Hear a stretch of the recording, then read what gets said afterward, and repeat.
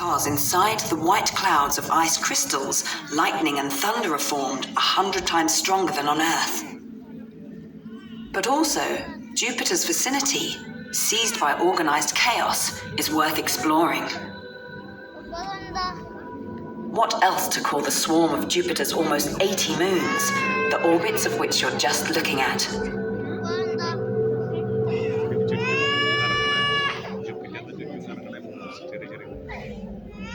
Four of them in particular are worth visiting. But the crater-marked face of Callisto doesn't evoke the presence of water masses much.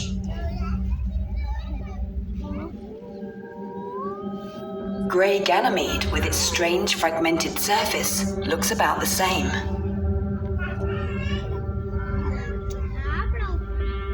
And what about the colourful moon of Io? Well, it's anything else but a water world.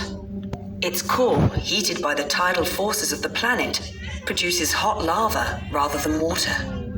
Actually, it's one of the driest places in the solar system.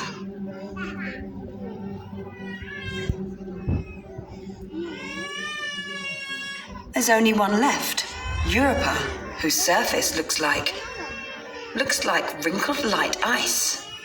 Bingo! With a little exaggeration, we could call it a giant ice rink, because from a global point of view, Europa's got the smoothest surface of any known objects in the solar system. And lots of cracks separating giant ice flows indicate that this frozen crust is still working. From time to time, it probably cracks and splits apart to join and close up later again. Does it mean there's water, liquid water, under the ice of Europa too? Definitely. The measurements of Europa's magnetic field indicate that there's a giant ocean of salt water under its ice crust, at least 100 kilometers deep. Do you know what that means? That Europa's got more liquid water than us here on Earth. And if there's liquid water, there might be some little creatures too. But this is really thin ice to skate on. That's probably why Europa is so popular with astronomers, and within 1 decade will surely earn its own space probe, which will drill deep into its frozen surface. To put things straight, we have to say that similar water surprises are likely to be hidden under the ice crusts of Ganymede and Callisto too. Anyway, frozen definitely doesn't mean stiff. You'll see for yourself soon when we visit neighbouring Saturn, where water ice is an unexpectedly lively entity.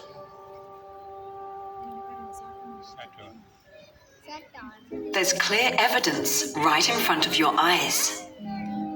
Myriads of tiny ice particles are constantly but remarkably arranged, moving around the planet. Yes, the fascinating rings of Saturn are nothing less than a cocktail of crushed ice, delicately flavoured with silicate dust.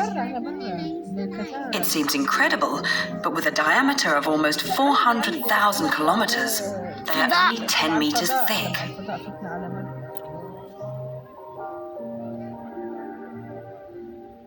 شو بدك تطلع شو على كام؟ بدك السنة؟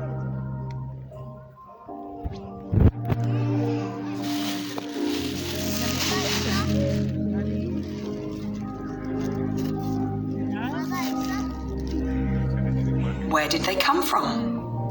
Their structure indicates they may have formed from a smaller ice moon that broke apart. For example, a moon like Saturn's Enceladus. It could easily be called a cousin of Jupiter's Europa. It also presents an ice show, but a partially thawed one. Just look carefully. While some places are scarred with deep craters, others look rather facelifted. And just a bit further away, the surface is wrinkled with various cracks, depressions, or zigzagging deformations. In fact, Enceladus is pulsing with life. Well, not literally, But never say never, because if there's running water, you know. Oh yes, running water. Similar to Europa, there's an ocean of liquid water hidden under the ice crust of Enceladus. But while on Europa there's no direct evidence, on Enceladus its effects are more than obvious. We just need to look at Enceladus in the right light, or rather, against the light. Then you'll see the mighty geysers spewing thousands of liters of liquid water on the surface of Enceladus from the cracks in its ice crust. But in the vacuum of space, the whirls of water drops immediately turn into clouds of tiny ice crystals. This process is generally known as cryovolcanism. Part of them escape into space and supply the material to one of the delicate rings of Saturn, and the others literally snow back onto the surface of Enceladus, making it one of the whitest places in the solar system.